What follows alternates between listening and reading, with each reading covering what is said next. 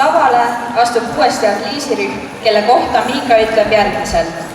Ma tunnen, et Arliisi-rühm vajab mingit suur muutust või pauku.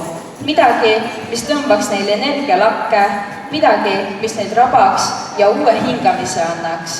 Nad on väga tublid, kohusetundlikud ja mõttega kaasas, kuid vahel näen, et nende motivatsioon ripub juuksekarva otsas. Nad on jõudnud oma arengutee murdepunkti. Mitmed aastad trenne on selja taga, mille jooksul kogetu annab loodetavasti neile indu veel jõudsamalt edasi minna. Neis on tohutult palju tahtejõudu ja Arliisi tüdrukud janunevad väljakutsete järele.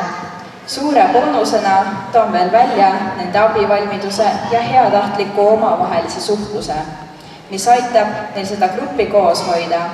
Rühm Arliis kavaga Ürgne kutse.